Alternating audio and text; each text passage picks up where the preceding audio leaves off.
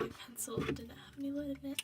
And the first step to solving it, or not the first step, but the first thing you'll have to do is write down the steps that you'll need to take in order to solve it, because it makes it a lot easier. Once you have those steps down, you need to look at it and know that distributive properties first. So you have to look and see if there's anything that needs to be done for distributive property, and there is right here. So first, you want to get rid of the fraction, so it makes the problem a lot easier and you won't have to deal with a lot of fractions. So cross this out and make it a 2, and you have to multiply everything else on this side by 2 except for the problem in parentheses. So what you'll do, rewrite it as 2, and then you'll have to do 2 times 5x would be 10x minus 2 times 3 is 6. Then on this side you don't have any fractions, so you just leave it the way it is, so you'll just rewrite it. Once it's rewritten, you can now focus on the distributive property, and 2 times 3 is 6, so it would be 6x plus 8, and then just rewrite the rest of the problem, plus 10x minus 6 equals 7x plus 5 minus 2x. Now done with distributive property, so you could either put a check next to it or just cross it off. And now the next step would be combine like terms. So you cover this side and you look and see if there's any similar terms. So 6x you could do plus 10x, since there's 2 variables on this side and 2 constants on this side. So first you'll do 6x plus 10x is 16x. And then you look at the constants, and 8 minus 2 is 6, so you'd put plus 2. Then on this side you look and you cover up this side, you see if there's any term similar.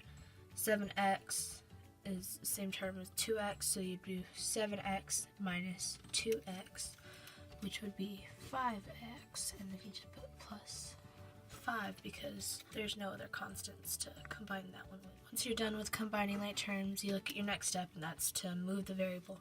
So on this side, cover up this side, you have one variable, and then if you look, you have another variable over here.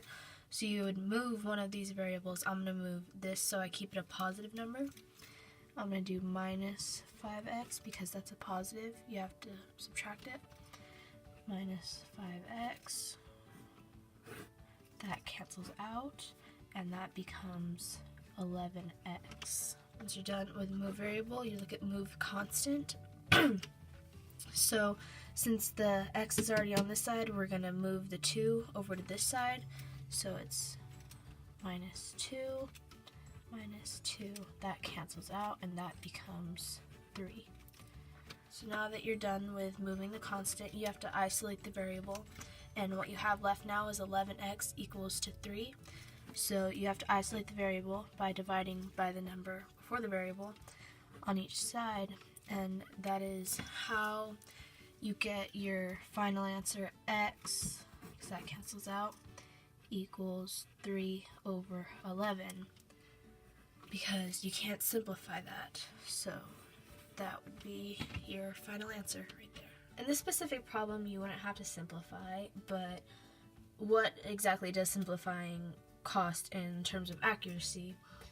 But simplifying does change the answer, meaning that it changes the numbers, it reduces them down, but it's still the right answer, because if you're simplifying it, then it shouldn't change the answer. And that kind of goes into our next question: is it possible to oversimplify? No, it's not possible to oversimplify, because you only simplify until you can't divide by the number anymore. For example, say I had the fraction 5 over 30.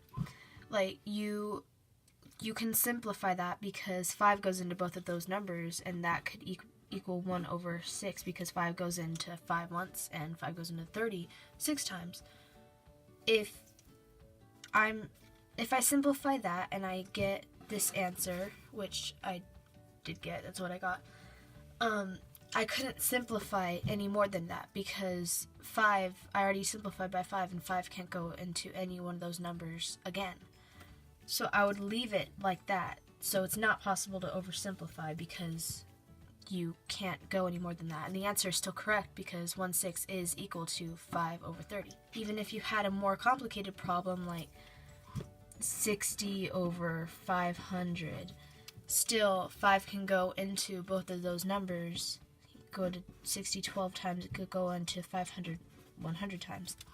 And then you would be able to simplify that still because it still has numbers that can go into them equally. 2 can go into 12 6 times, 2 can go into 150 times, and you can keep doing it until you get your final answer. But with this one, this is your final answer. See, no number can go into either of those numbers equally again. And with this, that's your final answer because no more numbers can go into that question equally. So it's not possible to oversimplify, and simplifying doesn't change the answer because that's still equal to that. So just as long as your answer still is equal to your original fraction, then it's not possible to oversimplify, and it's still the exact same fraction.